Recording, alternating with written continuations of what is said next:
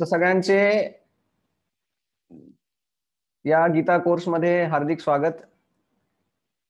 तुम्ही एवढ्या उत्सुकतेनं उत्साहानं आलेला आहात गीतेचं श्रवण करायला, आणि ही खूप सुंदर गोष्ट आहे, कारण आजच्या युगामध्ये जिथं सगळे लोक भगवंत आणि भगवंतांचे जे शब्द आहेत त्याच्यापासून दूर चालले आहेत, आणि याच्यामुळेच जे पण आपल्या जीवनामध्ये समाजामध्ये वैश्विक स्तरावरती पण जेवढे पण प्रॉब्लेम आहेत ते आपण पाहू शकतोय की अशा मानवी मूल्यांची जी घसरण आहे, ढासळतात आहे, त्याच्यामुळं आपण पाहतो आजकाल कौटुंबिक आणि सामाजिक क्षेत्रामध्ये पण जे सुख आपण प्राप्त करण्याची इच्छा करतो ते हाती येत लागतच नाही। ते का? कारण आपण आपला जो मेन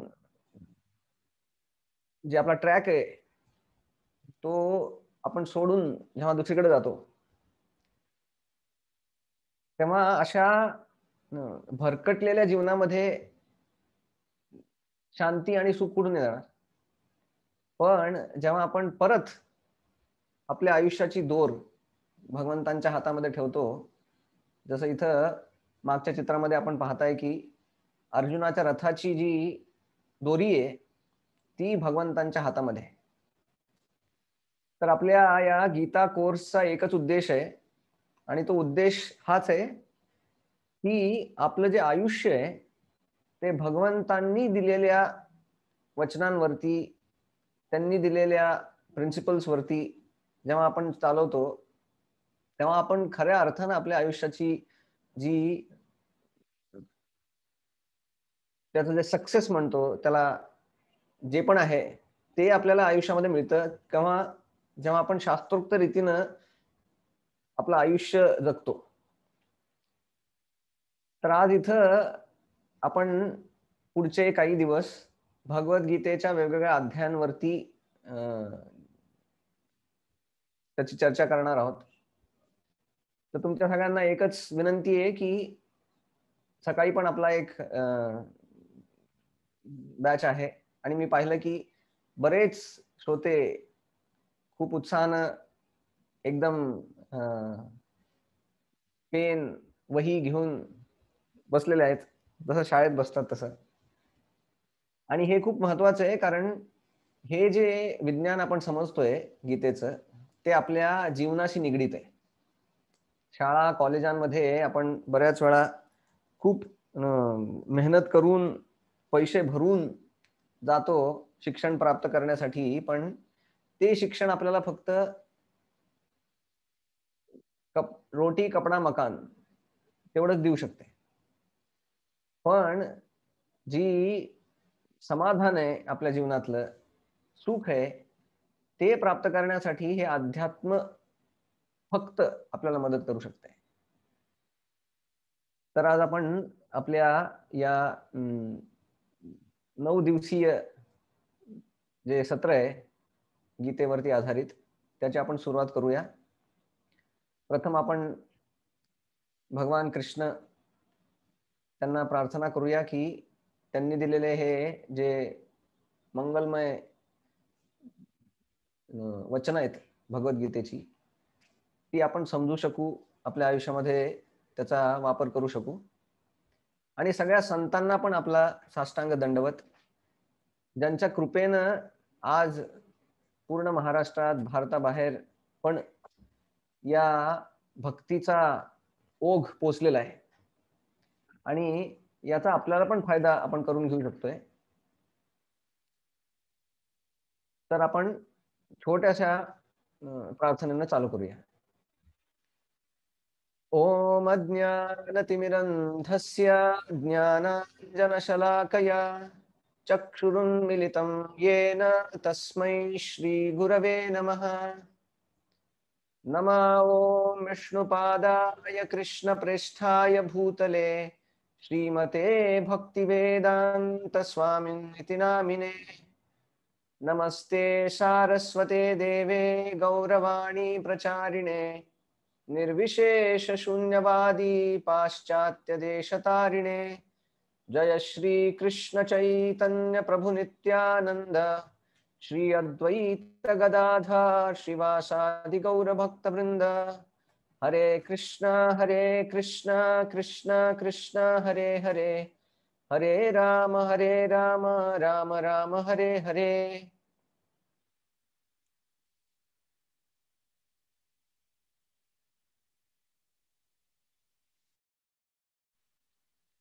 हरे कृष्णा। सिंपल है, वो निकालो इसको और डब्बा रखो छोटा वाला, वो उसके ऊपर रखो।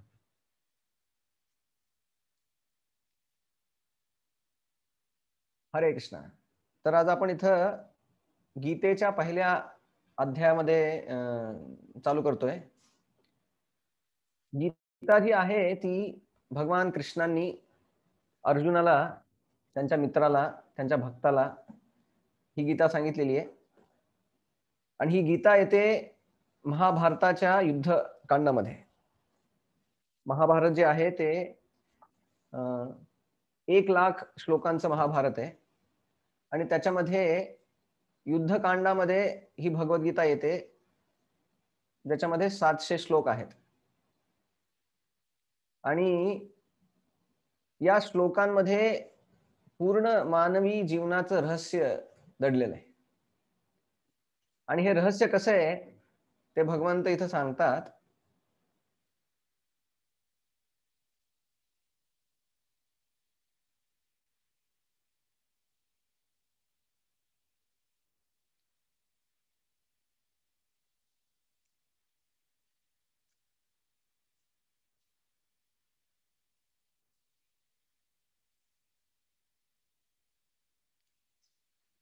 हा श्लोक आहे 4थ्या अध्यायातला 3रा श्लोक आहे। स एवायं मया तेद्य योगः प्रोक्तः पुरातनः भक्तोऽसि मे सखा चेति रहस्यं ह्येतदुत्तमम्।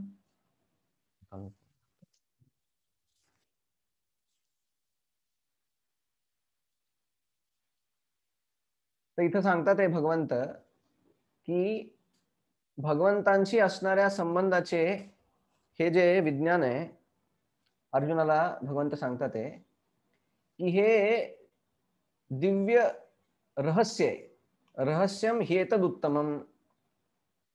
तर हे उत्तम जे रहस्य आहे याला रहस्य का म्हणलेलं आहे? आपण पाहतो गीता, भागवत, ज्ञानेश्वरी घराघरामध्ये, पण तरी पण इथं भगवंत म्हणतात की हे रहस्य आहे म्हणून। रहस्याचा अर्थ काय? रहस्य म्हणजे जे कुणाला माहिती नाहीये त्याला म्हणतात रहस्य। पण प्रत्येकाच्या घराघरामध्ये गीता, आणि मग त्यात रहस्य काय राहिलं? रहस्य त्याचं एकच आहे, घरामध्ये गीता असते पण किती लोकांना समजते आणि किती लोकांना त्याचा साक्षात्कार होतो असे खूप विरळ लोक आहेत। तर या गीतेचं रहस्य जाणून घेणं ते पण कुणाकडून? ज्या लोकांना ते रहस्य समजलेलं आहे, जे लोक त्या गीतेचा आपल्या आयुष्यामध्ये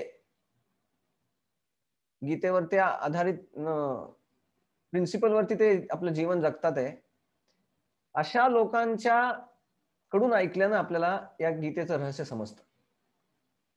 तर हे जे गीता रहस्य आहे ते आपण या 9 दिवसाच्या सत्रामध्ये समजणार आहोत।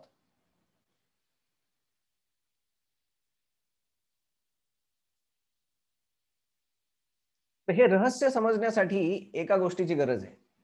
ते काय?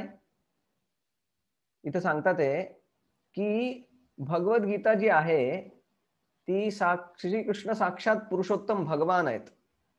आणि म्हणून भगवद्गीतेच्या अथवा अर्जुनाच्या म्हणण्याप्रमाणे जो भगवद्गीता जाणण्याचा प्रयत्न करीत आहे त्यानं तात्विक दृष्ट्या तरी श्रीकृष्णांचा पूर्ण पुरुषोत्तम भगवान म्हणून स्वीकार केला पाहिजे। अशा नम्र भावनेनंच आपण भगवद्गीता जाणू शकतोय। तर आपण इथं पाहतो की भगवद्गीता जाणण्यासाठी एक क्वालिफिकेशन आहे। पात्रता काय आहे? नम्रता। त्या नम्रतेच्या आधारावरतीच आपण आध्यात्मिक ज्ञान ग्रहण करू शकतोय. Why it is not seen here?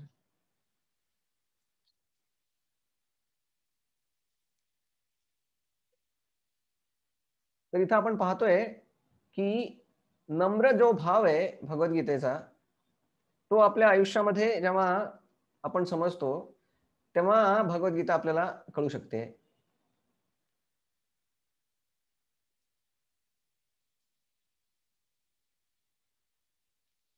तर हे जे पहिलं जी गोष्ट आहे भगवंतांना समजून घेणं, पूर्ण पुरुषोत्तम भगवान म्हणून.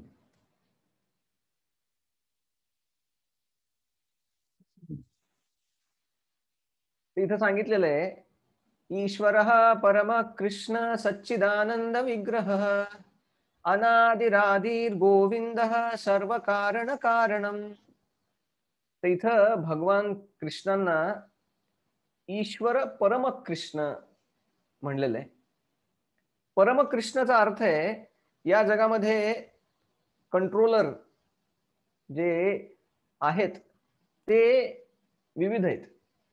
आपण पाहतो एखादा व्यक्ती आहे, कुटुंबाचा म्होरक्या आहे, कुटुंबात एखादा ज्येष्ठ व्यक्ती आहे, तो त्या कुटुंबाचा कंट्रोल करतो. एखाद्या कंपनीचा मालक आहे, तो त्या कंपनीला कंट्रोल करतो. तर या जगामध्ये कंट्रोल करणारे भरपूर आहेत. पंतप्रधान आहे, तो पूर्ण देशाला कंट्रोल करू शकतोय.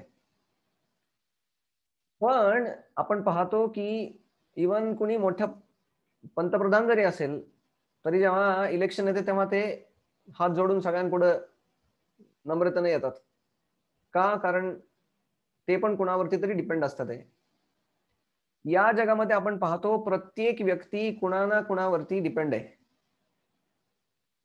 पण एकच असे व्यक्ती आहेत जे भगवान कृष्ण आहेत, ते इतर कुणावरतीही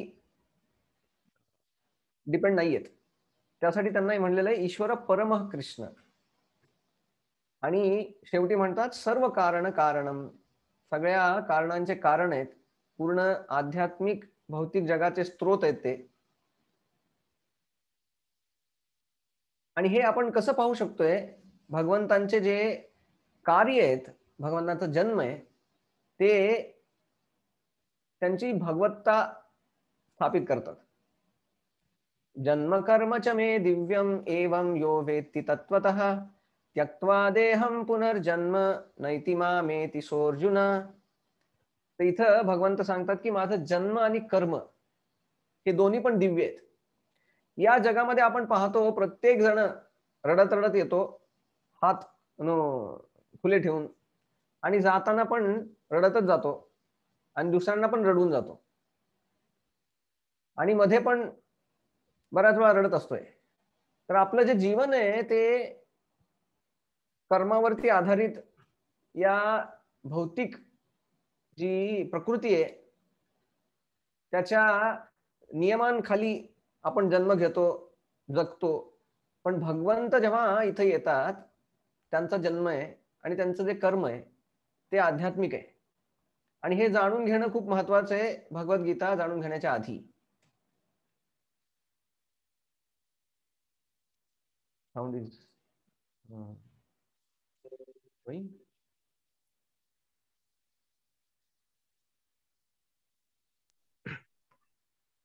Sound is not coming, Rohit. Okay, just a minute. We are just making it. तर इथं आपण पाहतोय भगवंतांच्या वेगवेगळ्या लीला आहेत, ज्याच्यामध्ये आपण पाहतो की भगवंतांचे कर्म आणि जन्म दोन्ही पण आध्यात्मिक आहे, आणि याच्यातून आपण भगवंतांची भगवत्ता समजतो.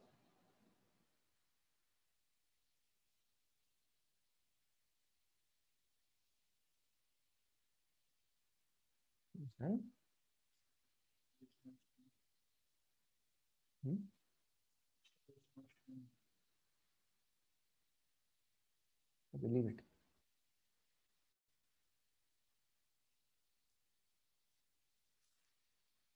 तर इथं आपण पाहतो जेव्हा भगवंत या पृथ्वी तलावरती, त्याला अवतार घेणं म्हणतात. अवतार म्हणजे ते स्वतःच्या आध्यात्मिक शरीरानं या जगामध्ये येतात. आपल्यासारखं पाप पुण्याच्या प्रभावानं ते इथे येत नाहीत.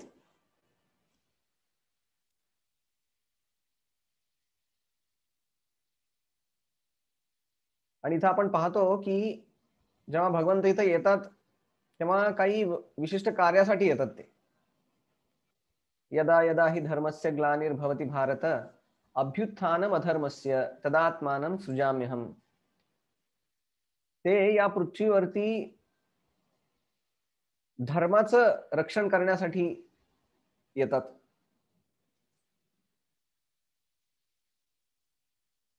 इथं आपण पाहतो की श्रीकृष्ण जे आहेत ते आपल्या मुखामध्ये पूर्ण विश्वाचं दर्शन करून देतात माता यशोदेला. तर ही त्यांची भगवत्ता आहे. इथं आपण पाहतो भगवान पार्थ सारथी आहेत. अर्जुनाचा रथ ते हाकतात. आणि एक खूप सुंदर कथा येते जी आपल्याला खूप महत्वाची आहे समजून घेण्यासाठी.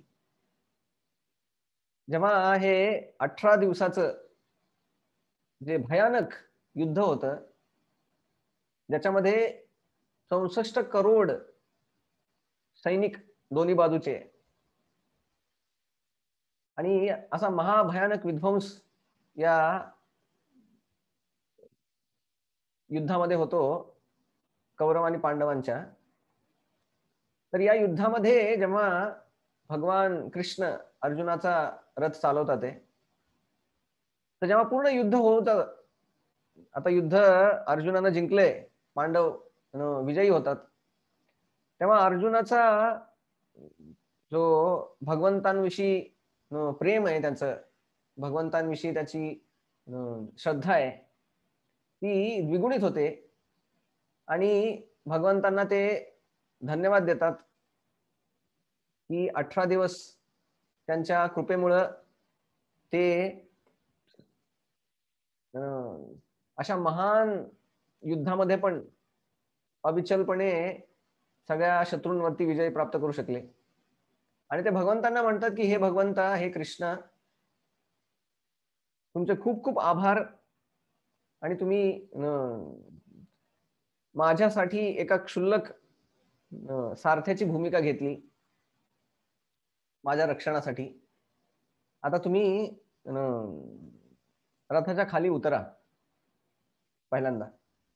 तर कृष्ण म्हणाले की नाही, तुम्ही उतरा माझ्या पहिल्यांदा. अर्जुनाला म्हणाले तू उतर प्रथम. अर्जुन म्हणाले नाही भगवंता, तुम्ही श्रेष्ठ आहात, तुमचा मान आहे पहिल्यांदा उतरण्याचा खाली. कृष्ण म्हणाले मानाची गोष्ट नाहीये ही, जसं मी सांगतोय तुला तसं कर, तू खाली उतर. आणि खाली उतरून थोडस लांब जाऊन थांब म्हणे, जवळ नको थांबू. अर्जुनानं भगवंतांना प्रणाम करून खाली उतरले, थोडस दूर जाऊन थांबले ते. आणि जेव्हा कृष्णांनी रथातून खाली उतरले, तेव्हा एका क्षणामध्ये पूर्ण जो रथ आहे तो आगीमध्ये जळून खाक झाला. भयानक आवाज आला त्याच्यातून. आणि अर्जुन बघतच राहिला की एका क्षणामध्ये तो रथ पूर्ण काहीच राहिलं नाही, पूर्ण माती झालेली त्याची. तर आपण पाहतो इथं की अर्जुन ते पाहिल्यानंतर कृष्णाने विचारलं की हे काय झालं म्हणून. कृष्ण सांगतात की पूर्ण 18 दिवस वेगवेगळे महारथी, अधिरथी ते अर्जुनाच्या रथावरती वेगवेगळे शस्त्र अस्त्र सोडत सोडत होते. आणि त्या सगळ्या अस्त्रांचा परिणाम कृष्णांच्या फक्त, कारण कृष्ण तिथं होते रथावरती, त्यामुळे तो परिणाम जाणवत नव्हता. पॉज केलेलं भगवंतांनी. पण जसं भगवंत त्या रथातून बाहेर आले, त्याचा प्रभाव लगेचच दिसून आला आणि तो रथ काही सेकंदामध्ये जळून खाक झाला. आपल्या आयुष्यामध्ये पण आपण पाहतो, आपल्या आयुष्यामध्ये जेव्हा भगवंत असतात, भगवंतांची दिशा देणारे कर्णधार असतात आपल्या आयुष्यामध्ये, तेव्हा जे पण निगेटिव्ह बाह्य रूपानं जे फोर्सेस असतात या जगामध्ये, ते आपल्यावरती कार्य नाही करत. आणि अशा निगेटिव्ह जगामध्ये पण आपण सुखरूपपणे राहू शकतोय आणि आपलं काम करू शकतोय. आजकाल तर आपण पाहतो, जेव्हा पण दोन व्यक्ती एकत्र येतात, बोलणं चालू होतं, पहिला प्रश्न हाच असतोय, स्कोर काय म्हणून.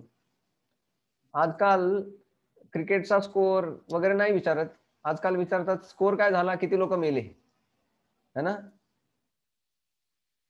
तर आपण पाहतो की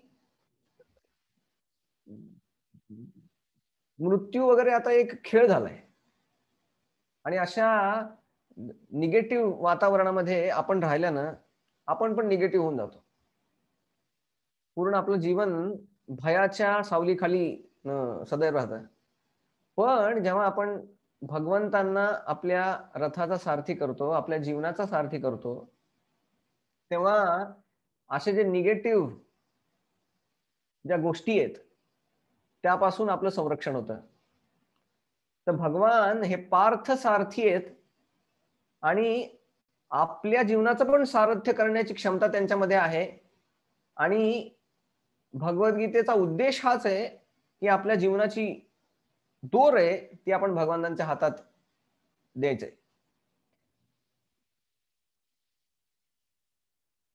तर भगवंतांची महानता काय आहे?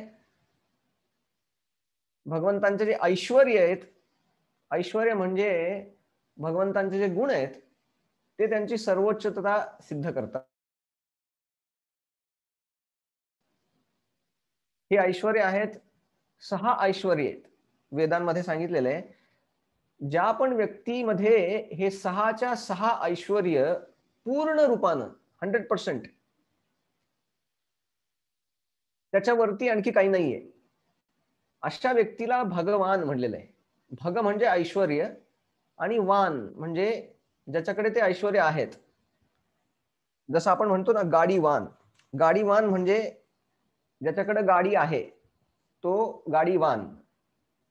तसं ज्याच्याकडे भगवान म्हणजे ज्याच्याकडे ऐश्वर्य येते 6, त्याला म्हणतात भगवान. पहिलं आहे संपत्ती, ज्याच्याकडे जो पूर्ण संपत्तीचा मालक आहे आणि ज्याचं सौंदर्य आहे ते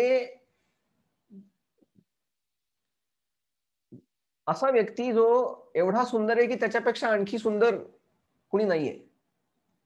आणि ते सौंदर्य फक्त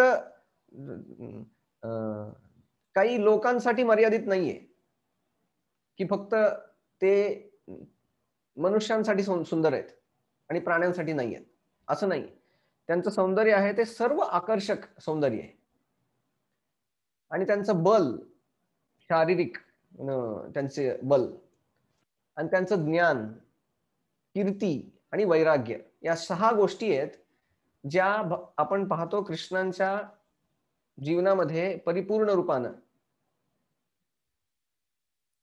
या जगामध्ये आपण पाहतो या 6 गोष्टींमधला एक जरी गोष्ट एखाद्याच्या जीवनामध्ये असेल तर तो सेलिब्रिटी होऊन जातो, आकर्षक होतो तो लोकांसाठी.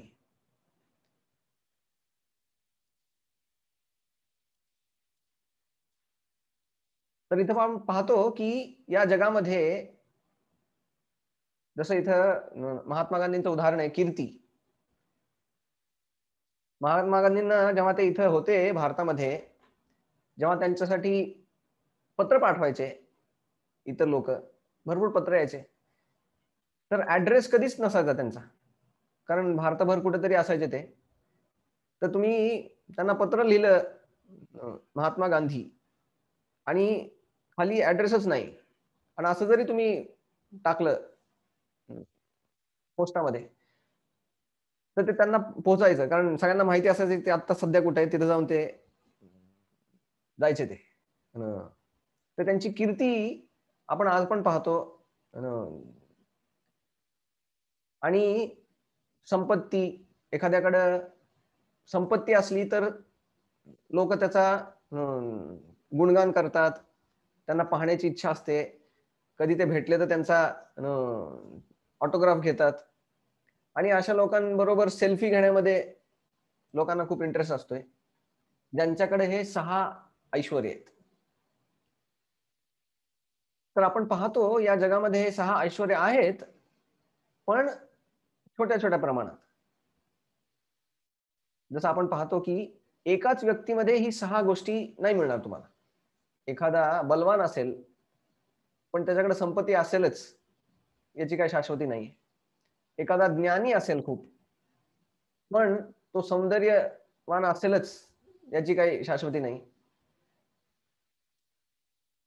तिथं आपण पाहतो भगवान कृष्णांमध्ये या 6 गोष्टी परिपूर्ण रूपानं त्यांच्या जीवनामध्ये आपण पाहतो. जसं आपण सगळ्या गोष्टी नाही पाहणार, एकच 2 गोष्टी आपण पाहूया. बल. या जगामध्ये एखादा व्यक्ती बलवान, किती बलवान असू शकतोय? आपण पाहतो He Man, Spider Man, Iron Man, whatever man, आणि सगळ्या लोकांना ते आवडतं. तो इकडे तिकडे फिरत असतोय, तो काय पण करतो. पण हे सगळं काल्पनिक आहे. पण आपण या होतो का? कारण ते बल दाखवतात त्यांचं असामान्य रूपानं. पण आपण पाहतो भगवंतांच्या लीलेमध्ये, जेव्हा ते या पृथ्वी तलावरती होते 5000 वर्षापूर्वी, एका क्रायसिस मध्ये त्यांनी पूर्ण 20 किलोमीटर चा जो सर्कम्फरन्स वाला गोवर्धन पर्वत आहे, तो डाव्या हाताच्या करंगळीवरती उचललेला. किती वेळ? 2 सेकंद नाही, 7 दिवस आणि 7 रात्र. जर कुणी स्वतःला भगवंत म्हणत असेल, तर त्याला तुम्ही एकच करू शकताय की त्याला म्हणावं की 40 किलोचा टेबल आहे, तो फक्त 2 तास करंगळीवरती उचलून ठेव म्हणे. तर इथं आपण पाहतो भगवंतांचं जे बल आहे ते अमर्यादित आहे. पाहतो आपण त्यांची कीर्ती. जेव्हा कीर्ती पाहतो, आपण पाहतो की जर एखादा व्यक्ती आहे आणि त्याचा वाढदिवस असेल, आपण पाहतो त्याची कीर्ती किती आहे त्याच्यावरती, त्याच्या वाढदिवसाला किती जण येतील ते अवलंबून आहे. एखादा व्यक्ती असेल 100-200 जण येतील. एखादा मोठा नेता असेल 10,000 लोक येतील. पण तुम्ही पाहिलंय का एखादा व्यक्ती की त्याच्या जन्मदिवशी करोडो लोक जमतात आनंदानं, उत्साहानं? ते एकच आहेत, आणि ते म्हणजे भगवान कृष्ण. गोकुळाष्टमीला प्रत्येक त्यांच्या मंदिरामध्ये भक्त एकत्र येतात आणि मोठ्या उत्साहानं गोपाळ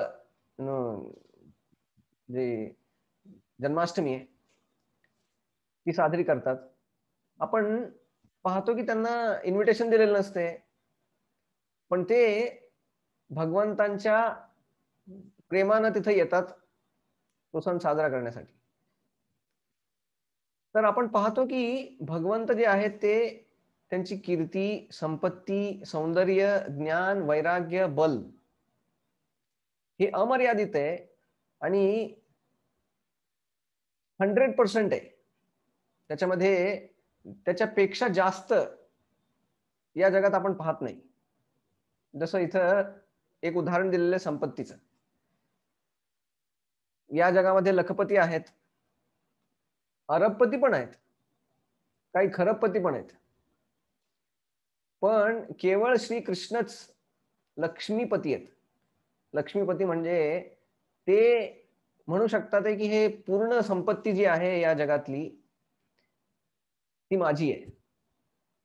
या जगामध्ये आणखी दुसरा कोणी असं म्हणू नाही शकत. फक्त भगवान श्रीकृष्णच हे म्हणू शकतात.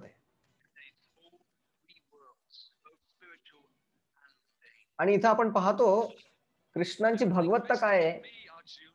आपण पूर्ण जीवनभर मेहनत करून, आता इथं आम्ही पाहतो मुंबईमध्ये एखादा व्यक्ती आहे जो जॉब करतो, त्याची सॅलरी असते जवळपास 1,00,000 रुपये, आणि खूप कष्ट करून त्याच्या जीवनाचं एकच ध्येय असते की जीवनात एक 2 BHK फ्लॅट एखाद्या चांगल्या ठिकाणी त्याला मिळावा. आणि जेव्हा एखादा असा तो 2 BHK 3 BHK घेतो तेव्हा त्याला वाटतं की माझ्या जीवनाचं सार्थक झालं. पण इथं आपण पाहतो जे भगवंत आहेत ते 2 BHK 3 BHK विला फक्त बनवत नाहीत, ते अनंत कोटी ब्रह्मांडाचे नायक आहेत.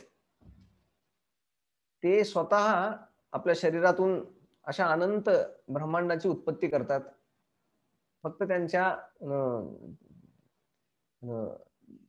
इच्छेनं. तर अशा भगवंतांनी ही भगवद्गीता सांगितलेली आहे. तर त्या भगवंतांना त्या स्वरूपात जाणून जेव्हा आपण भगवद्गीता समजून घेतो तेव्हा आपल्याला कळतं की भगवद्गीता फक्त एक आणखी एक ग्रंथ नाहीये. जसं आपण पाहतो आपल्या जीवनामध्ये बरेच लोक गोष्टी ऐकायला त्यांना आवडतं, वाचायला आवडतं. काही लोक वेगवेगळे नॉव्हेल वाचतात, कादंबऱ्या वाचतात. काही लोक त्यांना खूप आवडतं रोज सकाळी सकाळी चहा पिताना वर्तमानपत्र पाहिजेच. पण आपण पाहतो हे सगळे ज्या गोष्टी आहेत त्या भगवद्गीतेच्या पुढं खूप क्षुल्लक आहेत. का? कारण जसं वर्तमानपत्र आहे त्याची किंमत एकच दिवस, दुसऱ्या दिवशी कचरा आहे तो, त्याला आपण रद्दीमध्ये विकतो. या जगातलं जे ज्ञान आहे ते पण आपण पाहतो की रोटी कपडा मकान त्याच्यातून मिळतं आपल्याला. पण हे जे गीतेचं ज्ञान आहे त्या गीतेच्या ज्ञानानं आपण या पूर्ण जगाच्या जो नियंत्रण आहे आपल्यावरती त्याच्यातून आपण आपल्याला मुक्त करू शकतोय. तर ही मुक्ती प्रदान करण्याची जी किमया आहे ती भगवद्गीतेमध्ये आहे. त्यासाठी आपण हे भगवद्गीतेचं ज्ञान ग्रहण करतोय आपल्या आयुष्यामध्ये. भगवंत इथे सांगतात एकांशेन स्थितो जगत, की माझ्या केवळ एका अंशानं मी हे पूर्ण विश्व व्यापतो.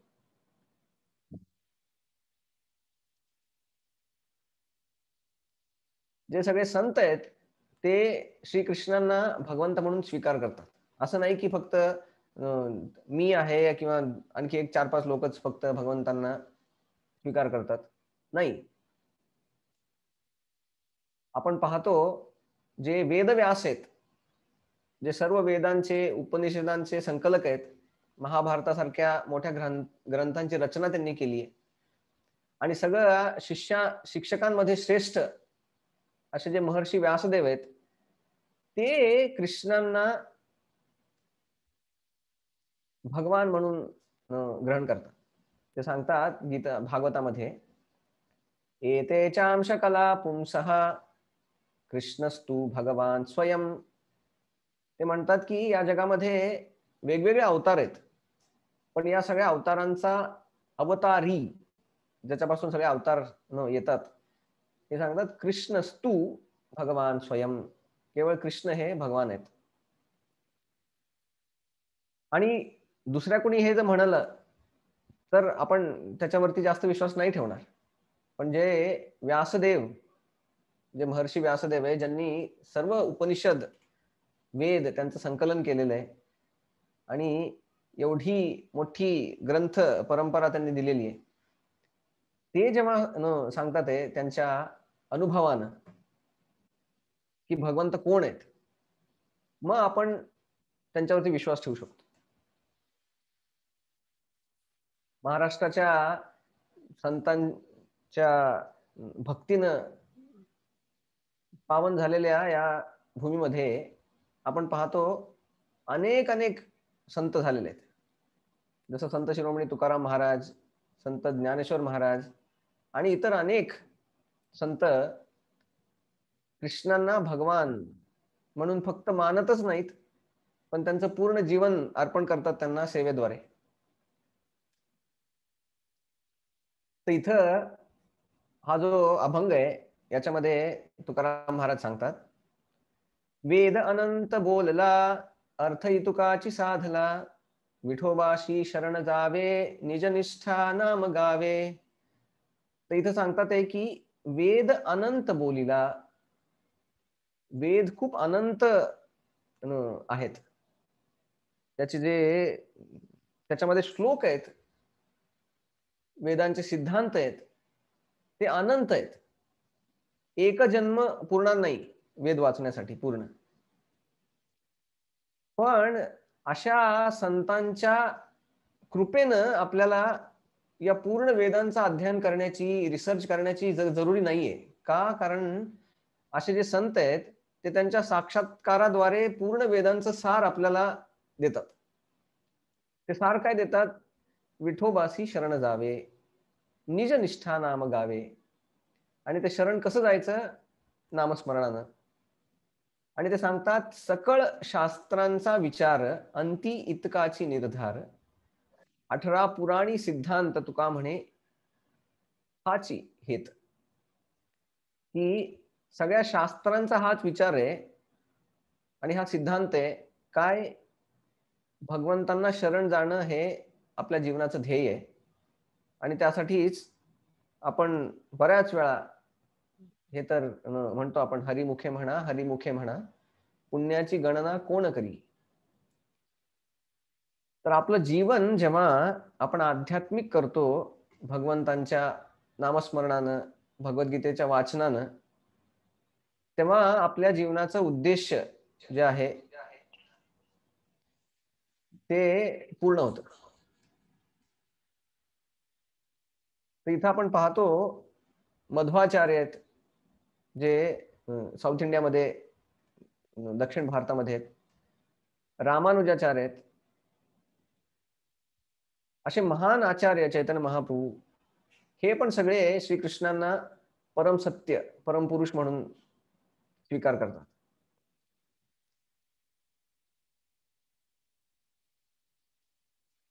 तर हे आपण का ऐकलं? एक गोष्ट समजण्यासाठी की जेव्हा आपण भगवद्गीता समजून घेण्याचा प्रयत्न करतोय, भगवद्गीतेचा आशय काय आहे, भगवद्गीतेची शिकवण काय आहे, ते समजून घेण्याचा प्रयत्न करतोय. तर आपण जे आता पुढचे 9 दिवस राहणार आहोत इथं दररोज संध्याकाळी, तर याच्यामध्ये एक महत्वाची गोष्ट आहे ती सगळ्यांना समजून घेण्याची खूप गरज आहे. असं नाही व्हायला पाहिजे की 9 दिवस तुम्ही आला आणि एखाद्याने विचारलं की काका कसं काय होता प्रोग्राम? हा एकदम उत्तम होता, खूप चांगलं मनोरंजन झालं, लॉकडाऊन मध्ये काय काम पण नव्हतं, टाइमपास झाला, चांगला होता. तर हे ध्येय नाहीये या कोर्सचं. कारण जसं आपण एखादा हिंदी फिल्म बघतो, मराठी फिल्म बघतो किंवा एखादा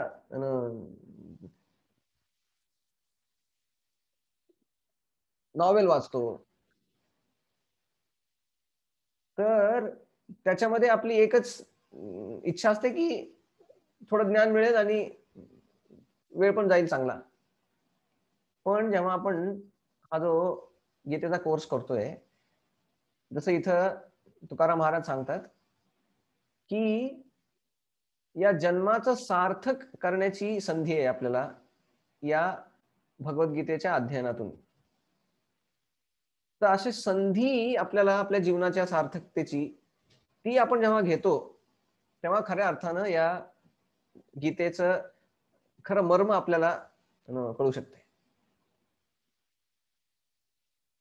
इथं आपण पाहतो, जी भगवद्गीता जशी आहे तशी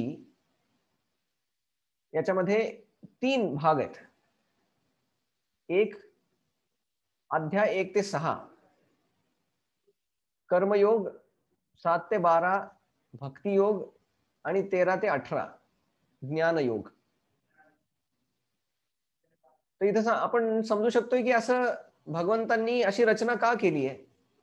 इथं तुम्ही पाहताय हिऱ्याची अंगठी आहे. ही जी अंगठी आहे हिऱ्याची, हिरा एकच आहे, तो छोटासा आहे. अंगठी आहे ती सोन्याची अंगठी आहे. सोन्याच्या अंगठीवरती एक हिरा आहे आणि तो हिरा फक्त त्याचा एक 10% आहे त्या अंगठीचा. पण तरी पण आपण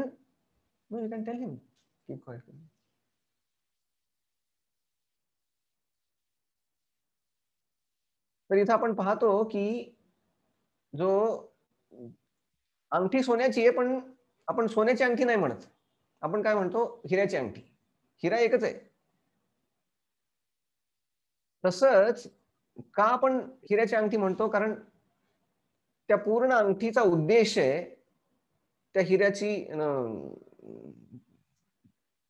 जो हिरा जडलेला आहे त्याला वरती ठेवलेलं असते.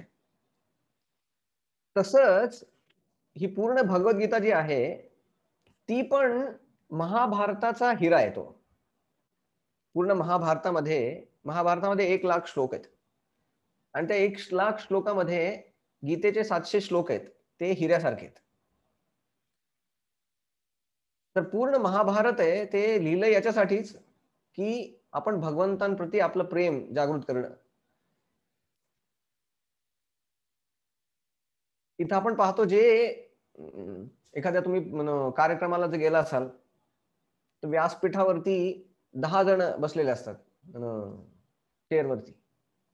पण तुम्ही पाहता जे त्या प्रोग्रामचे अध्यक्ष आहेत, जे चीफ गेस्ट आहेत, ज्यांना बोलवलेलं आहे, ते कुठे बसतात? ते मध्ये बसतात. त्यांच्या शेजारी पाजारी मग त्यांच्या उजव्या बाजूला, डाव्या बाजूला वेगवेगळे लोक बसतात. मग तसंच आपण पाहतो या भगवद्गीतेची रचना पण भगवंतांनी अशी केली आहे, जो गाभा आहे भगवद्गीतेचा भक्ती योग, तो 7 ते 12व्या अध्यायामध्ये भगवंतांनी ठेवलेला आहे. आणि जे कर्म आणि ज्ञान हे जे 2 दार आहेत त्या भक्ती योगापर्यंत पोहोचण्यासाठी, ते पहिला आणि तिसरा हा जो सेक्शन आहे त्याच्यामध्ये कर्मयोग आणि ज्ञानयोग दिलेला आहे भगवंतांनी. तर गीतेमध्ये 700 श्लोक आहेत एकूण. त्याच्यातले 574 श्लोक भगवान श्रीकृष्ण बोलतात, 84 श्लोक अर्जुन सांगतात आहे, 41 श्लोक संजय बोलतात आणि 1 श्लोक आहे जो पहिला फक्त, तो धृतराष्ट्र म्हणतात. आणि असे हे 700 श्लोक आहेत. इथं आपण पाहतो मलिने मोचनम पुंसाम जलस्नान दिने दिने सकृत गीतामृतम स्नानम संसार मलनाशनम. या जगामध्ये बऱ्याच वेळेला जे पण मल म्हणजे मळ किंवा घाण, कधी कधी तुम्ही पाहिलं असेल चालताना कधी रस्त्यावरती काही घाण असते, चिखलामध्ये आपला पाय पडतो, एखाद्या वाहणाऱ्या गटरामध्ये आपला पाय जातो, किंवा एखाद्या घाण गोष्टीवरती आपण चप्पलनं जरी स्पर्श केला तरी आपल्याला धावत नाही की कधी जाऊन पाय धुतोय म्हणून, असं होतं. तसंच या जगामध्ये वावरताना आपलं मन पण असंच मलिन होऊन जातं वेगवेगळ्या घाणीमध्ये राहून. तर याला स्वच्छ करण्याची पद्धती काय आहे? इथं सांगितलेलं आहे, सकृत गीतामृतम स्नानम. या गीतेचा जो ज्ञान गंगा आहे त्याच्यामध्ये आपण जेव्हा स्नान करतो तेव्हा या याच्यातून आपण बाहेर येतो अशा गोष्टीतून.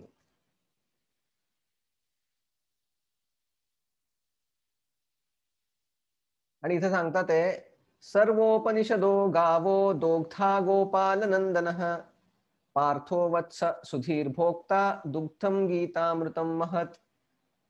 तर इथं सांगितलेलं आहे की सर्व उपनिषदो गावो, सगळे जे उपनिषद आहेत ते गायीप्रमाणे आहेत. आणि गाय दूध कधी देते? जेव्हा गायीचं वासरू आहे ते येतं तेव्हा गायीला पाहणा फुटतो. त्याप्रमाणे या सगळ्या उपनिषदांमधून जे दूध रूपी गीता येते ती कधी येते? जेव्हा कृष्ण आहेत ते त्यांचा वत्स कोण आहे? पार्थ, जो अर्जुन आहे, त्याच्या जीवनामध्ये जेव्हा अशी परिस्थिती येते जेव्हा त्याला कळत नाही काय करायचं, अशा वेळी त्याच्यावरती कृपा करून ते हे गीतेचं अमृततुल्य दूध भगवान काढतात आहे. आणि ते फक्त अर्जुनासाठी नाहीये, ते आपल्या सगळ्यांसाठी आहे. तर याच्यामध्ये या गीतेमध्ये पहिला जो सेक्शन आहे अध्याय 1 आणि 6 त्याच्यामध्ये कर्म करण्याची कला आपल्याला देतात आहे कृष्ण. 7 ते 12 याच्यामध्ये कृष्ण स्वतःबद्दलचं ज्ञान देतात, आध्यात्मिक जगताचं ज्ञान देतात. आणि या भौतिक जगामध्ये आपण कसं राहायचं आणि हे कृष्ण प्रित्यर्थ कर्म करायचं ते आपल्याला 13 ते 18व्या अध्यायामध्ये समजतं. तर हा सारांश आहे पहिल्या अध्यायाचा. 1 ते 13 श्लोकांमध्ये युद्धाची तयारी आहे. 14 ते 20 श्लोकामध्ये विजयाचे वेगवेगळे चिन्ह दिलेले आहेत की संजय सांगतात धृतराष्ट्राला की विजय पांडवांचाच होणार आहे. आणि 21 ते 27 याच्यामध्ये कृष्णांची भक्तवत्सलता सांगितलेली आहे. 28 ते 26 याच्यामध्ये अर्जुन वेगवेगळ्या प्रकारचे तर्क देतो की मी लढाई नाही करणार म्हणून.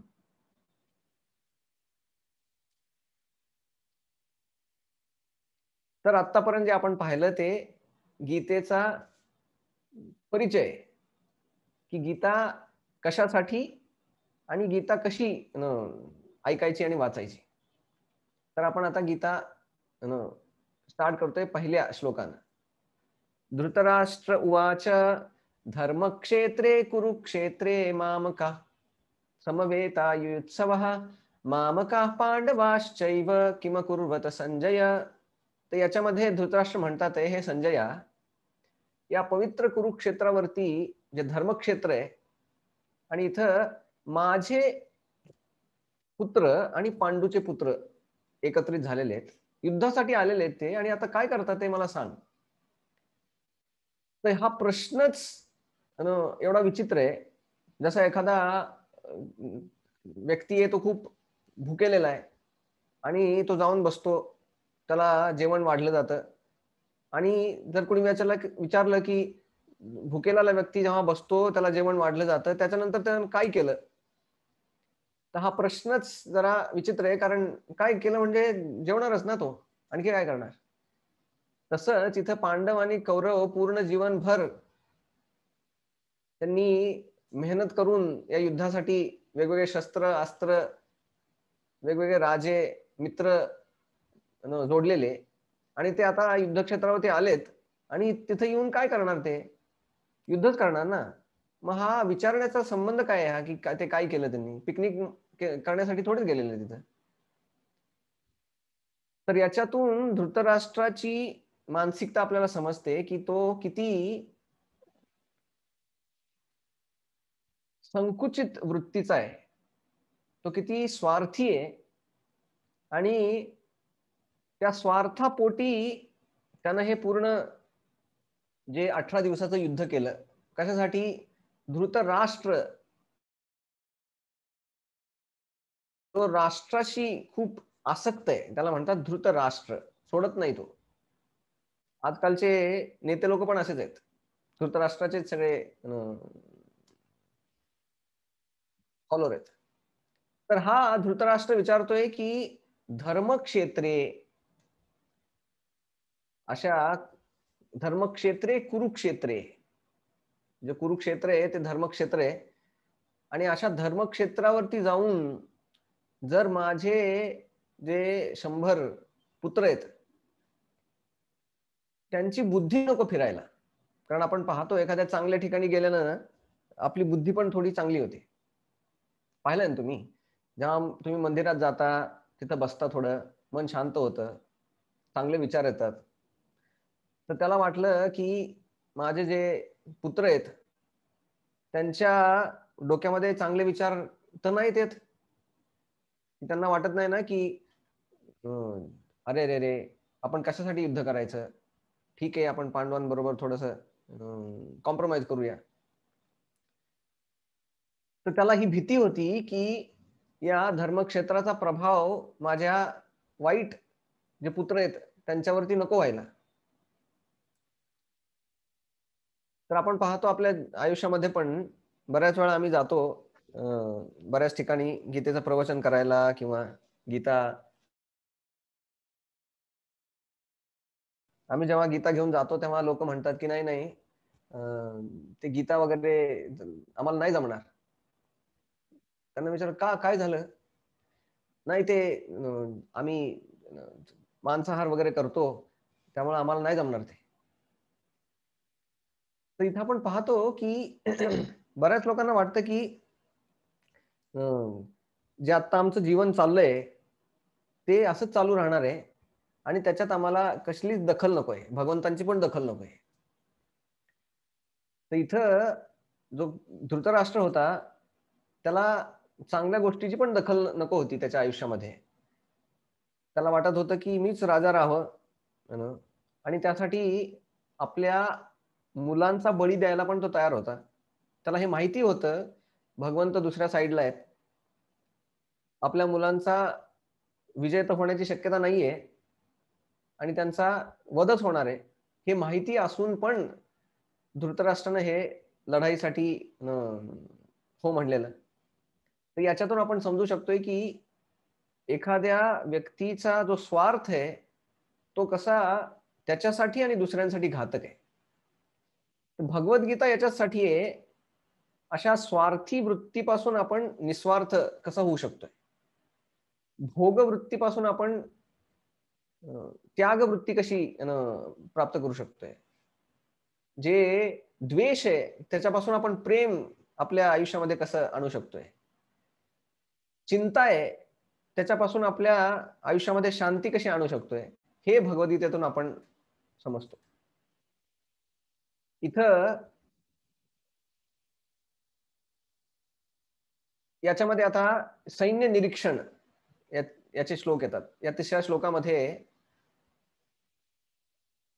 धृतराष्ट्रांना सांगतात आहे संजय की काय चाललंय. धृतराष्ट्र आंधळे होते. ते फक्त डोळ्यानेच आंधळे नव्हते, त्यांच्या ज्ञानानं पण आंधळे होते. त्यांना हे कळत नव्हतं की सद असद विवेक बुद्धी कमी असल्यामुळं त्यांना हे कळत नव्हतं की भविष्य काय होणार आहे आता. तर आपल्या आयुष्यामध्ये पण आपण पाहतो ही सतसत विवेक बुद्धी आहे, ती आकाशातून पडत नाही, कुणाकडून आपण विकत नाही घेऊ शकत. पण गीतेच्या सारखे जे ग्रंथ आहेत ते आपल्याला ही सतसत विवेक बुद्धी प्रदान करतात आपल्या आयुष्यामध्ये आणि ती खूप महत्वाची आपली पुंजी आहे, आपली ठेव आहे ती, ज्यांना आपल्या आयुष्यामध्ये वेगवेगळ्या प्रकारचे जे निर्णय घेतो ते आपण खऱ्या अर्थानं बरोबर ते निर्णय घेण्याची शक्ती आपल्याला भगवद्गीता प्रदान करते. तर इथं जो दुर्योधन आहे तो त्यांच्या सेनापतीकडे जातोय आणि त्यांना हे सांगतोय, पश्यैतां पांडुपुत्राणाम आचार्य महतीं चमुम व्यूढाम द्रुपदपुत्रेण तव शिष्येण धीमता. तो सांगतोय की हे आचार्य द्रोणाचार्य, तुमचा जो शिष्य आहे द्रुपद पुत्र दृष्टद्युम्न, तो पांडवांच्या सेनेचं कर्णधार आहे. त्याचा कमाल म्हणतोय की बघा, तुमचा जो शिष्य आहे ना, जो दृष्टद्युम्न, तोच आता तुमचा वैरी म्हणून पुढे उभा ठाकलाय. ज्या व्यक्तीला तुम्ही शिकवलं तोच पुढं आता तुमच्यावरती बाण चालवायला आहे. हे असं का म्हणतोय तो? दुर्योधन आहे तो एकदम पक्का पॉलिटिशियन आहे. तो त्याला माहिती आहे की कुणाशी कसं बोलायचं, कुणाला कसं राग द्यायचा, कुणाला कसं चावी द्यायची, कुणाचा पाय कसा खेचायचा. तर इथं तो द्रोणाचार्यांना, स्वतःच्या गुरूंनाच उत्साह देतोय लढण्यासाठी. त्यांच्यामध्ये थोडा राग उत्पन्न करतोय तो की माझाच शिष्य पुढे आता येऊन माझ्यावरती बाण चालवणार आहे. इथं ततः श्वेतैर्हयैर्युक्ते महती स्यन्दने स्थितौ माधवः पांडवश्चैव दिव्यौ शंखौ प्रदद्मधु पांचजन्यं ऋषिकेशो देवदत्तं धनंजय पौंड्रं दद्मौ महाशंखं भीमकर्मा वृकोदरः. तर इथं भगवंतांच्या रथाचं वर्णन आहे, अर्जुनाच्या रथाचं वर्णन आहे, आणि त्यांनी वेगवेगळे जे शंख वाजवले त्यांचं पण वर्णन आहे. पांचजन्य ऋषिकेशो, जे ऋषिकेश भगवान कृष्ण आहेत त्यांच्या शंखाचं नाव आहे पांचजन्य. देवदत्तम धनंजय, जे अर्जुन आहेत त्यांच्या रथाचं नाव आहे त्यांच्या शंखाचं नाव आहे देवदत्त. पौंड्रम दद्मौ महाशंखम भीमकर्मा वृकोदरः. भीम त्याचा कोणता शंख आहे? पौंड्र नावक.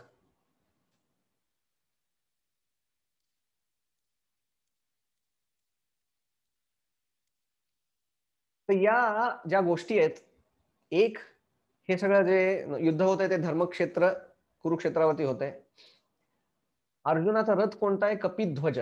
कपिध्वज म्हणजे त्याच्या रथावरती स्वतः हनुमान आहेत, जे विजयाचं प्रतीक आहेत. दिव्य शंख याच्यामध्ये म्हटलेले, अर्जुन कृष्णाचे जे शंख आहेत त्यांच्याकडे दिव्य अस्त्र आहेत, आणि हा असा दिव्य रथ आहे ज्याच्यावरती कृष्ण स्वतः विराजमान आहेत. तर या सगळ्या ज्या गोष्टी आहेत त्यानं एक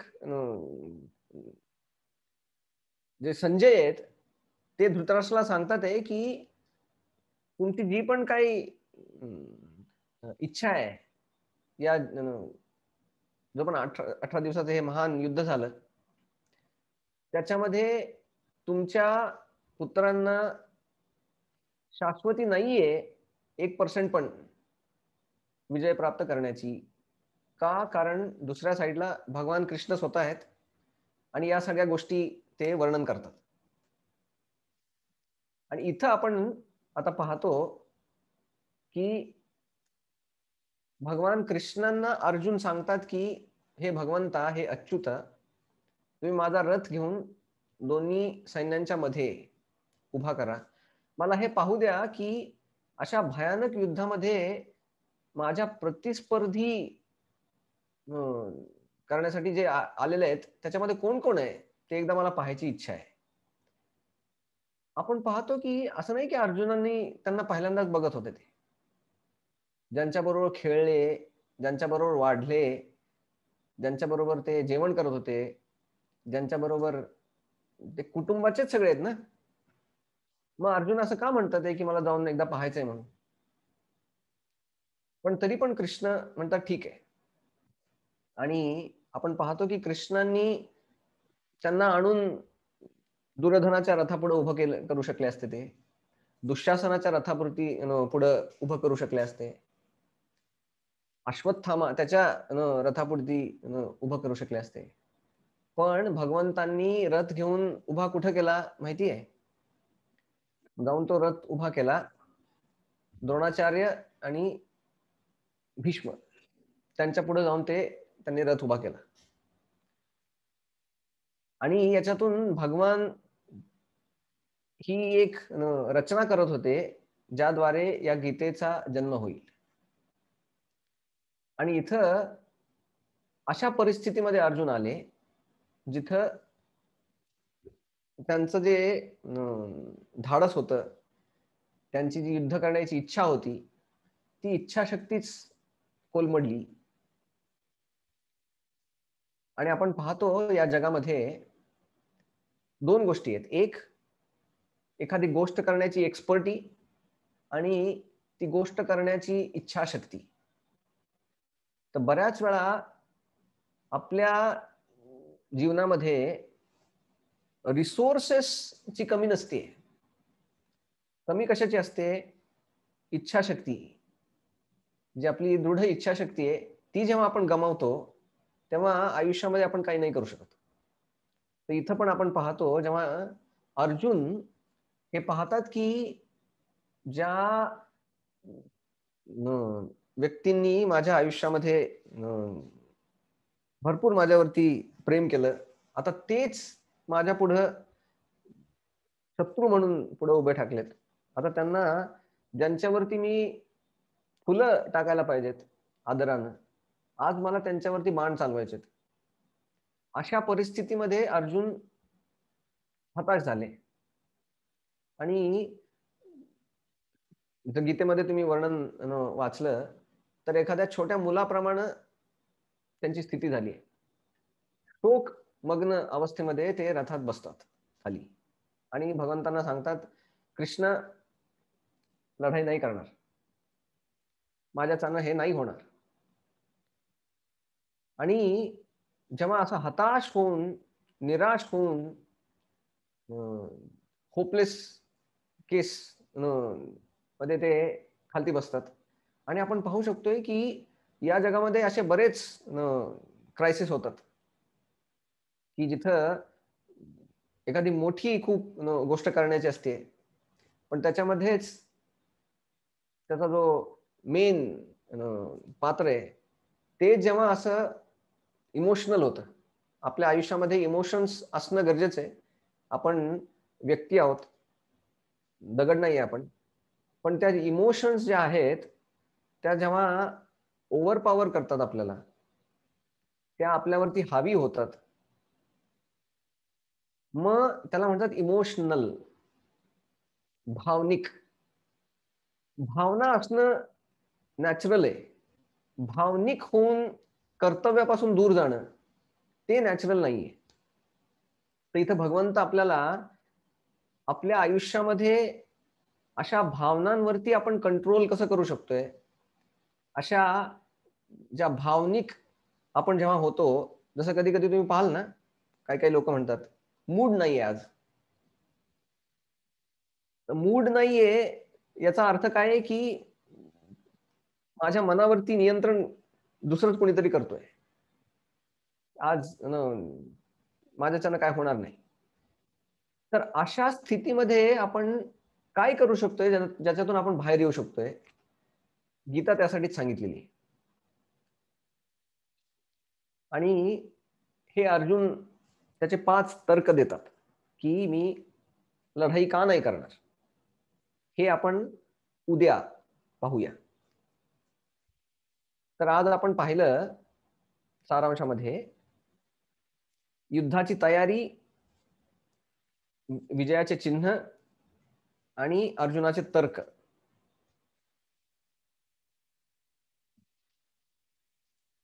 हरे कृष्ण.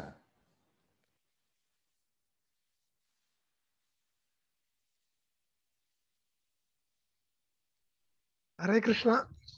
तर आजच्या क्लास संबंधित ज्यांना कोणाही काही प्रश्न आहेत, काही प्रश्न असतील त्यांनी झूम मध्ये हँड रेज करू शकतात किंवा झूमच्या जे चॅट बॉक्स मध्ये तुम्ही तुमचे प्रश्न राईट करून लिहून पाठवू शकतात. ओके, आता पहिला प्रश्न आलाय रोहन कडून. माईक चालू करा रोहन तुमचा. हरे कृष्णा. Hello sir. हरे कृष्ण. माझा पहिला प्रश्न असा होता की तुम्हाला पाहून मला खूप आनंद आला परत. हरे कृष्णा. पांडवांच्या नंतर राजे कोण झाले? म्हणजे जे धर्मराजा होते युधिष्ठिर, त्यांच्यानंतर राजे कोण झाले? त्याच्यानंतर राजे झाले जो अर्जुनाचा पुत्र आहे, जो उत्तरेच्या गर्भातून आला, त्याचं नाव होतं परीक्षित. तर ते परीक्षित जे आहेत ते राजे झाले. मग त्याच्यानंतर प्रश्न आहे दुसरा. आपण जे वैकुंठ लोक आहे जे एकदा प्राप्त झालं, मग त्याच्यानंतर तुम्ही एकदा सांगितलेलं की मग वैकुंठातून आपण काही कारणांसाठी पृथ्वी तलावर येतो, तर ते का येतो?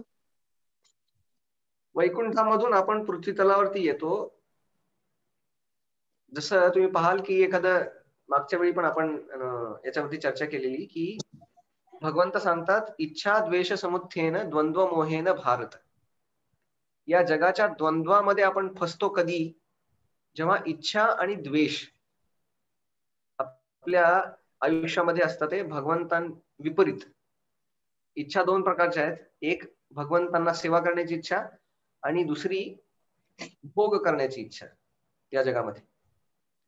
आणि द्वेष, भगवंतांप्रती द्वेष भावना. द्वेष भावना म्हणजे असं नाही की भगवंतांना आपण आपल्याला अशी इच्छा होते की फक्त भगवंतच का भोग घेतात, मी पण भगवंतांसारखं का नाही होऊ शकत. तर या इच्छा दोन, ज्या इच्छा आणि द्वेष यांनी आपण या जगामध्ये प्रवेश करतो. जसं उदाहरणासाठी आपण पाहिलेलं की घरी कधी कधी 4 वर्षाची मुलगी असते, आईकडे जाते, आई पाहते की ती चपात्या लाटते, ती म्हणते मला पण चपात्या करायच्या. आई म्हणते नाही, तू मोठी झाल्यानंतर कर, हे इथं आता गॅस वगैरे आहे, ते छोट्या मुलांसाठी नाहीये. मग काय होतं, रडायला लागते. मग आई काय करते, बाजारामध्ये जाते आणि एक प्लास्टिकचं खूप सुंदर किचन घेऊन येते. त्याच्यामध्ये गॅस असतोय, त्याच्यामध्ये तवा असतोय, त्याच्यामध्ये सिलेंडर असतोय, त्याच्यामध्ये कुकर असतोय, भांडी असतात ते, आणि तो सेट त्या मुलीला दिला जातो. आणि ती मुलगी 4 तास त्या सेट वरती खेळत असते. ती भात करते, वरण करते, भाजी करते, सगळं करते त्याच्यात. आणि 4 तास खेळल्यानंतर जेव्हा भूक लागते तेव्हा मग परत आईकडे येते, म्हणते की आई भूक लागली. आई म्हणते आता 4 तास काय केलं, मग जेवढ्या चपात्या केल्या त्या खायच्या, पण त्या खाऊ नाही शकत. तसंच या आयुष्यामध्ये पण आपण खेळतो प्लास्टिक च्या गोष्टींबरोबर. कारण प्लास्टिक म्हणजे काय, ज्या गोष्टी शाश्वत नाहीयेत अशा अशाश्वत गोष्टींशी आपण जेव्हा खेळतो ते प्लास्टिकशी खेळण्यासारखे. पण या खेळामध्ये आपल्याला जे सुख समाधान नाही भेटत, जे फक्त भगवंतांच्या शरण झाल्यानंतर ते प्राप्त होतं. ठीक आहे. हरे कृष्ण. पुढचा प्रश्न असा होता की गीता जी होती ती फक्त अर्जुनालाच का सांगितली गेली? म्हणजे ती गीता इतर पांडुपुत्र किंवा अन्य कोणाला का नाही सांगितली गेली? हा खूप महत्वाचा प्रश्न आहे की गीता, तुम्ही पाहाल की भगवंतांकडे वेगवेगळे ऑप्शन्स होते. जेव्हा गीता सांगितली गेली 5000 वर्षापूर्वी, तेव्हा या जगाच्या पाठीवरती बरेच महान महान संत होते. महर्षी व्यासदेव पण होते, तिथून काही दूर अंतरावरतीच होते. तर कृष्ण अशा एखाद्या महान साधूंना, संतांना का नाही भगवद्गीता सांगितली? त्यांनी एका गृहस्थ अर्जुनाला, ज्याच्याकडे खूप रिस्पॉन्सिबिलिटीज आहेत, सामाजिक, आर्थिक, वेगवेगळ्या कार्यामध्ये तो आहे, अशा व्यक्तीची त्यांनी निवड का केली? का? कारण भगवंतांना याच्यातून एक संदेश द्यायचा आहे सगळ्या लोकांना की भगवद्गीता ही फक्त धार्मिक लोकांसाठीच नाहीये. भगवद्गीता ही साधूंसाठी नाहीये. भगवद्गीता प्रत्येक व्यक्तीसाठी आहे, जे पण या जगामध्ये काहीतरी रिस्पॉन्सिबिलिटी घेऊन कार्य करतात. अशा प्रत्येक जबाबदार व्यक्तीसाठी ही भगवद्गीता आहे. त्यासाठी असा जबाबदार व्यक्तीच ते शोधतात आणि राजा जो आहे तो सगळ्यात जास्त जबाबदार आहे. त्यामुळे ते जो राजा आहे आणि जो धार्मिक आहे आणि जे त्यांचे मित्र आहेत अर्जुन, त्यांची ती निवड करतात. ठीक आहे. हरे कृष्ण.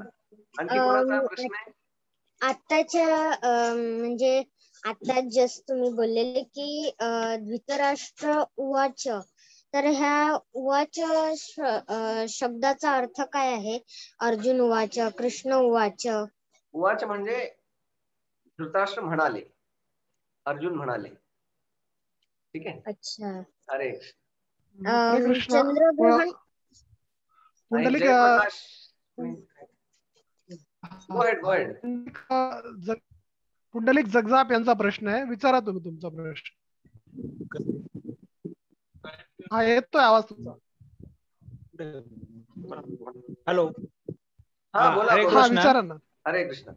हा म्हटलं, कृष्णाने एवढा महापराक्रम केला, असत्यावर किंवा सत्याच्या बाजूने जे लढतो त्यांच्या बाजूने असत्यावर सत्याचा विजय मिळवला, आणि एवढे महान श्रीकृष्ण होते, त्यांचे आज एवढे म्हणजे लोक पूजा करतात, सर्व मानतात त्यांना. परंतु आपल्याकडं आपल्या प्रत्येक घरामध्ये काही ठिकाणी असं कृष्णाचं आणि युद्धाचं ते जे पोस्टर आहे ते लावायला अजूनही लोकांची अशी का मान्यता आहे का अंधश्रद्धा म्हणायची त्याला?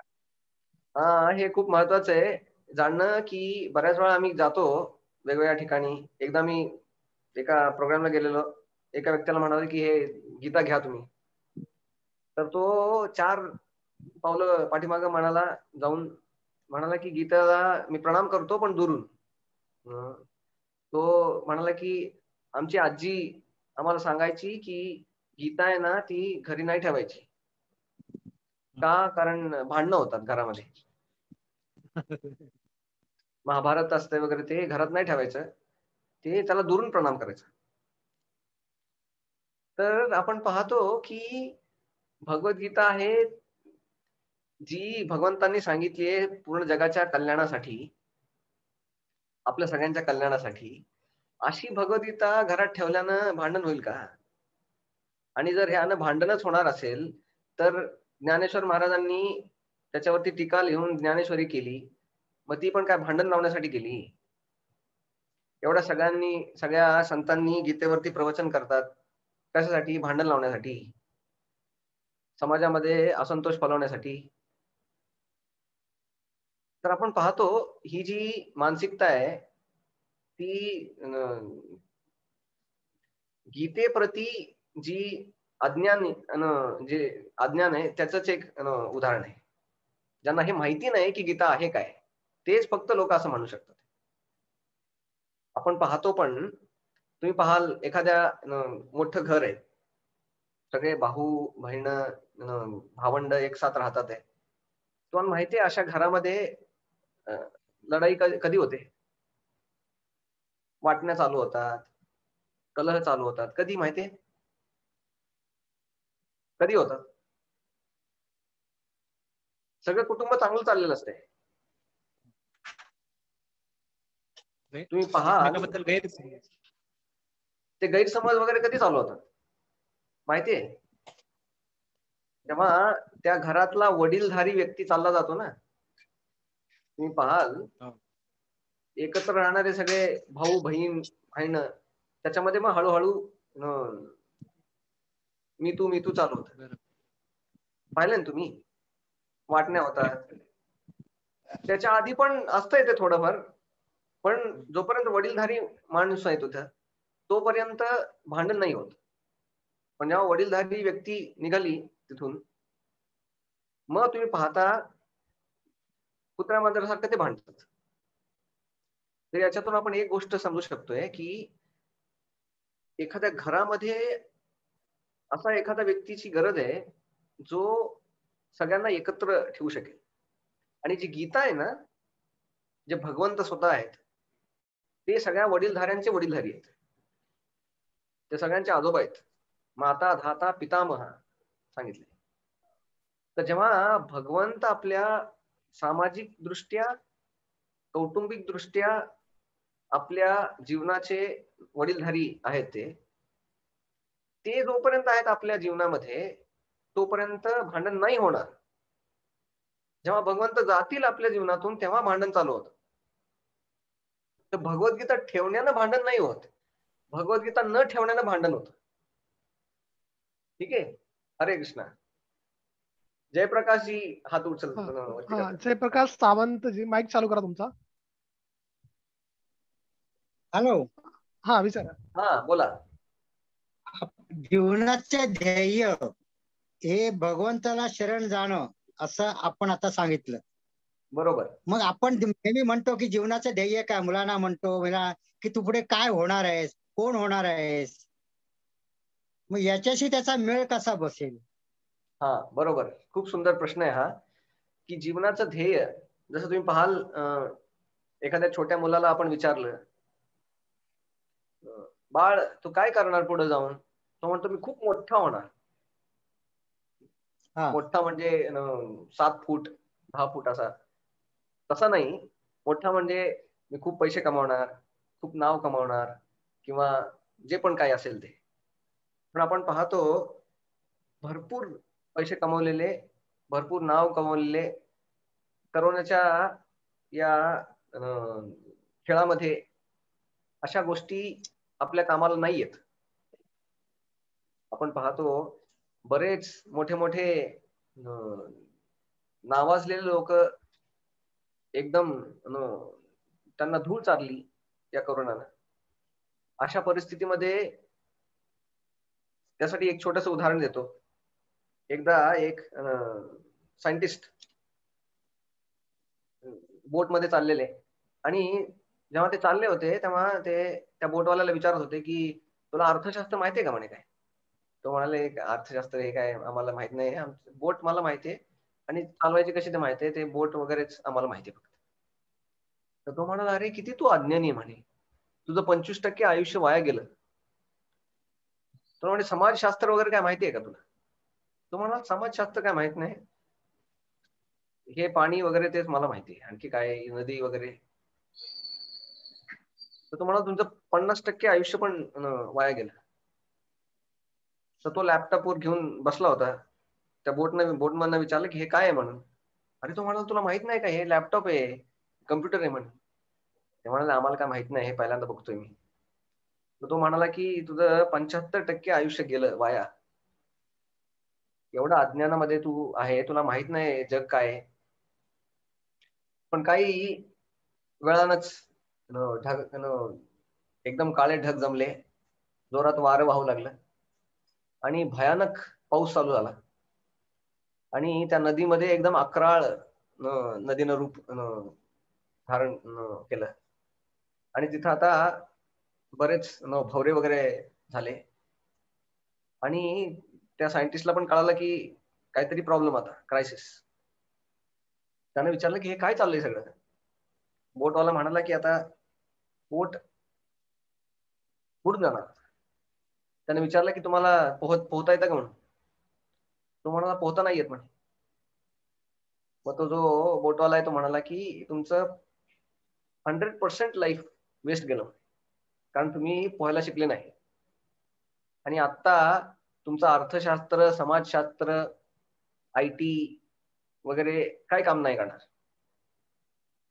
तर आपल्या आयुष्यामध्ये पण हे महत्वाचं ज्ञान आहे, जे आपलं आत्मज्ञान आहे, भगवंतांप्रतीचं ज्ञान आहे, ते जो पण आपण प्राप्त नाही करत तोपर्यंत बाकी सगळे जे गोष्टी आहेत त्या मिळवून आपण जे कारण प्रत्येक गोष्ट आपण मिळवतोय कशासाठी मिळवतोय. पैसे कमवतो आपण कशासाठी, फक्त बँक मध्ये ठेवण्यासाठी नाही. आपल्याला त्या जे पण काय मिळवतोय त्यांना आपण आनंद प्राप्त करण्यासाठी ते करतो. तो आनंदाची प्राप्ती आहे ती कशी करायची ती भगवद्गीता आपल्याला शिकवते. तर इथं तुम्ही जो प्रश्न विचारताय की कर्म आणि अध्यात्म ह्या दोघांची सांगड कशी घालायची ते भगवद्गीता आपल्याला शिकवते. हे येईल 3ऱ्या आणि 4थ्या अध्यायामध्ये. कारण जेव्हा आपण म्हणतोय की भगवंतांची भक्ती करणं हेच जीवनाचं ध्येय आहे, त्याचा अर्थ हा नाहीये की आपण सगळं आता सोडून जंगलात जाऊया भक्ती करायला. नाही, याचा अर्थ हाच आहे की ज्या पण गोष्टी तुम्ही करताय, भगवंत म्हणतात यत करोशी यदश्नासी यत जुहोशी ददासी यत यत तपस्यसी कौंतेय तत्कुरुष्व मदर्पणम. जे पण तुम्ही काय करताय, तुम्ही खाताय, त्या खाण्यालाच तुम्ही आध्यात्मिक करू शकताय भगवंतांना नैवेद्य दाखवून. जे तुमचं कर्म आहे ते कर्म तुम्ही कर्मयोग करू शकताय, ते कर्म भगवंतांप्रती करून. तर ही जी प्रक्रिया आहे आपल्या कर्माला कर्मयोग बनवण्याची, भगवद्गीता त्यासाठीच आहे. ठीक आहे. हरे कृष्ण. ओके, हरे कृष्ण. जयश्री गायकवाड माताजी, माईक अनम्यूट करा तुमचा.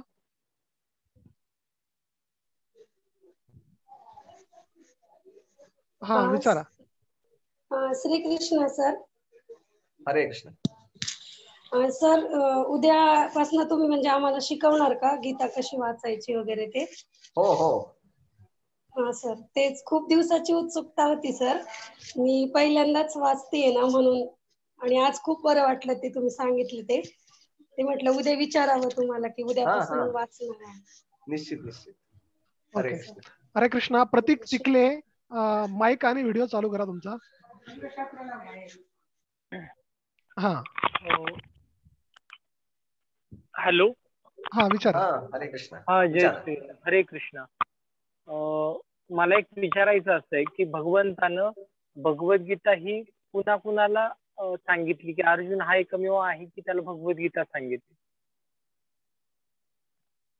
ओके, तर हे पुढच्या 3ऱ्या 4थ्या अध्यायामध्ये सांगितलेलं आहे. गीतेचा पूर्ण इतिहास सांगितलेला आहे भगवंतांनी. भगवंत सांगतात की या जगाच्या सुरुवातीलाच करोडो वर्षापूर्वी भगवंतांनी हे जे ज्ञान आहे ते सूर्यदेव विवस्वान त्यांना दिलेलं. आणि त्या विवस्वानांनी विवास्वान मनवे प्राह मनुरिक्ष्वाकवे ब्रवीत एवं परंपरा प्राप्तम इमं राजर्षयो विदुः सकाले नेह महता योगो नष्ट परंतप. तर याच्यामध्ये ती परंपरा भगवंत सांगतात की ही गीता आहे ती परंपरेद्वारे, राजर्षी परंपरेद्वारे या पृथ्वी तलावरती त्यांनी दिली. तर त्याचं पूर्ण वर्णन येईल 3ऱ्या 4थ्या अध्यायामध्ये आपण पाहणार आहोत व्यवस्थित. हरे कृष्ण. ही भगवद्गीता जी आहे ती करोडो वर्षापूर्वी दिलेली आहे भगवंतांनी. 5000 वर्षापूर्वी परत एकदा ती अर्जुनाला दिली. ठीक आहे. हरे कृष्ण. हरे कृष्ण. हरे कृष्ण. अरुंधती कुलकर्णी माताजी, माईक चालू करा तुमचा. हा, विचारा. हरे कृष्ण. हरे कृष्ण. आजचे जे सेशन झालंय त्याचं रेकॉर्डिंग व्हिडिओ पाहिजे होतं मला. रेकॉर्डिंग ग्रुपवर मिळेल तुम्हाला. हो, ग्रुपवर मिळेल तुम्हाला. ग्रुपवर आम्ही टाकू तुम्हाला परत. हो, ओके. हरे कृष्ण. स्वरा केदारी माताजी, माईक चालू करा तुमचा. हा, हरे कृष्ण. माझा प्रश्न असा होता की जेव्हा श्रीकृष्णांनी अर्जुनाला भगवद्गीता संस्कृत भाषेमध्ये सांगितलेली, तर त्यांची बोली भाषा कुठली होती? संस्कृत. पण ती महाराष्ट्रातली आहे ना संस्कृत भाषा? त्यावेळी पूर्ण जगभर संस्कृत भाषाच होती. त्या संस्कृत भाषेपासून मराठी, हिंदी, इंग्लिश, त्या सगळ्या ज्या पण भाषा आता आपण पाहतो त्या सगळ्या भाषा या संस्कृत पासूनच उत्पन्न झालेल्या आहेत. त्यासाठी संस्कृतला देवभाषा म्हणलेलं आहे. आणि त्या जी भाषा आहे त्याच्यातून बाकीच्या सगळ्या भाषा आलेल्या आहेत. ओके, धन्यवाद. ओके. तर शेवटचा प्रश्न घेऊया आपण महेश भागवत यांचा. महेश भागवत जी, माईक चालू करा तुमचा. हरे कृष्णा महेश भागवत. हरे कृष्णा प्रभुजी. हा, हरे विचारा. कृष्णा, बोला. I am audible? हा हा, Yes, audible. yes. Okay okay. हरे कृष्णा प्रभुजी. माझा एक प्रश्न होता की विठ्ठल माझा पिता, विठ्ठल माझी माता. तर असं केलं की माता आणि पिताचंही एक त्यांच्या चरणावरती एक मन शांती मिळते. तर या लाईन वरती, ओळीवरती आपण थोडस विश्लेषण द्यावं, ही नम्र विनंती. जसं आपण पांडुरंगांना माऊली म्हणतो, का म्हणतो? कारण जसं आई आहे, ती एखादा जो तिचा छोटा मुलगा आहे, त्या मुलाचं सगळं ती करते. त्याचे काय पण जसं आपण पाहतो छोटे मुलं असतात, त्यांना हे पण कळत नाही की स्वतःची शी कशी धुवायची, ती पण माहित नाही त्यांना. पण आपण पाहतो आई अथक परिश्रम करून अशा छोट्या मुलाला ती उभा करते, त्याला ज्ञान देते, त्याला भरवते. तसंच आपल्या आयुष्यामध्ये पण भगवंत जे आहेत ते फक्त एक 5 मिनिटं पूजा करण्यासाठी नाही आहेत भिंतीवरती. नाही, भगवंतांचं आपल्या आयुष्यामध्ये एवढे ऋण आहेत. तुकाराम महाराज सांगतात की आपल्या कातड्याचे जोडे जरी करून आपण भगवंतांना प्रदान केले तरी पण त्यांचं जे ऋण आहे आपल्यावरती ते कमी नाही होणार, संपणार नाही. तर आई आणि वडील जे आहेत ते आपलं भरण पोषण करतात आणि आई आहे ते आपल्याला प्रेम देऊन आपले भरण पोषण करते. तसंच भगवंत जे आहेत ते आपले शाश्वत आई वडील आहेत. त्यासाठीच आपण पाहतो ना, त्वमेव माता पिता त्वमेव बंधुश्च सखा त्वमेव विद्या द्रविणं त्वमेव सर्वं मम देव देव. कायेन वाचा मनसेन्द्रियैव बुद्ध्यात्मना मा प्रकृति स्वभावात् करोमि यत् सकलं परस्मै नारायणेति समर्पयामि. तर याच्यामध्ये आपण पाहतो की भगवंत हे आपल्या सगळ्यांसाठी आई वडील भाऊ बहीण सगळे. त्याचा अर्थ काय आहे की जे भगवंत आहेत ते आपल्याला सगळं प्रदान करू शकतात, जे इतर लोक आपल्याला देतात. ज्ञान, प्रेम, पालन पोषण, जे पण काही आपण इतरांकडून घेतो ते सगळं द्यायला भगवंत तयार आहेत. फक्त आपली एक इच्छा आहे भगवंतांकडे जाऊन त्यांना प्रार्थना करण्याची. ठीक आहे. हरे कृष्ण. हरे कृष्ण प्रभुजी. धन्यवाद. थँक्स. तर तुमच्या सगळ्यांचे खूप खूप त्या कोर्समध्ये जॉईन झाल्याबद्दल. आणि आपण पुढच्या काही येणाऱ्या दिवसामध्ये गीतेचं हे जे मंगलमय ज्ञान आहे ते ग्रहण करणार आहोत. हरे कृष्ण. जय श्री प्रभुपाद की जय. श्रीमद भगवद गीता की जय. हरे कृष्णा. तर